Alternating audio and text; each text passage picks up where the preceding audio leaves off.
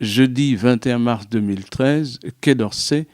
C'est ici le siège du ministère français des Affaires étrangères. Le rendez-vous est important, crucial, entre Laurent Fabius et son homologue tchadien, Moussa Faki Mahamat, en charge des affaires étrangères et de l'intégration africaine.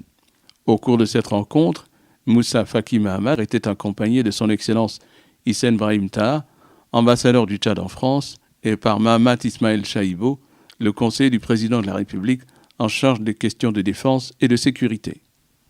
Les soldats de nos deux pays sont en première ligne de front dans la crise malienne. Le Tchad, son président et son gouvernement sont considérés par les autorités françaises comme un partenaire essentiel en Afrique centrale et l'armée tchadienne comme étant d'un appui déterminant dans l'opération Serval engagée au Mali contre le terrorisme et le fanatisme islamique.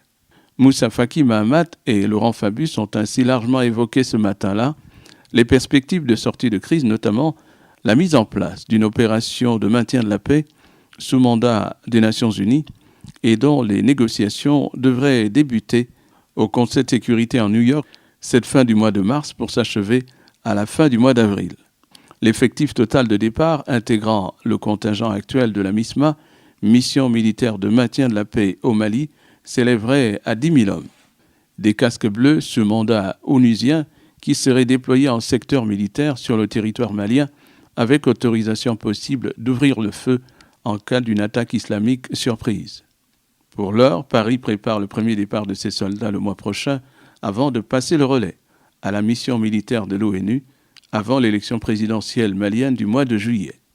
D'où la nécessaire négociation politique intermalienne qu'ont évoqué les deux hommes pour la réconciliation nationale et un retour effectif à la démocratie. Moussa Faki Mahamat et Laurent Fabius avaient également à leur agenda du jour la crise politique en Centrafrique en ce qui concerne la région d'Afrique centrale, le chef de l'État Idriss Déby étant actuellement le président en exercice de la CEMAC.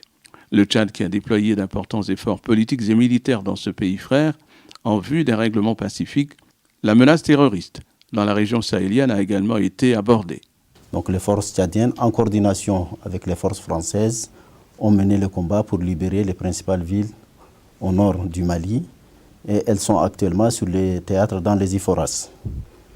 Donc l'armée française va se retirer. Il y aura je l'espère, le déploiement total des autres forces africaines prévues dans le cadre de la MISMA.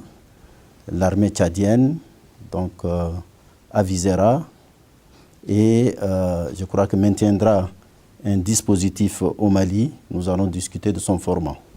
Un climat excellent d'amitié et de confiance réciproque entre les deux gouvernements et partant entre le chef de l'État Idriss Déby Itno et son homologue français François Hollande.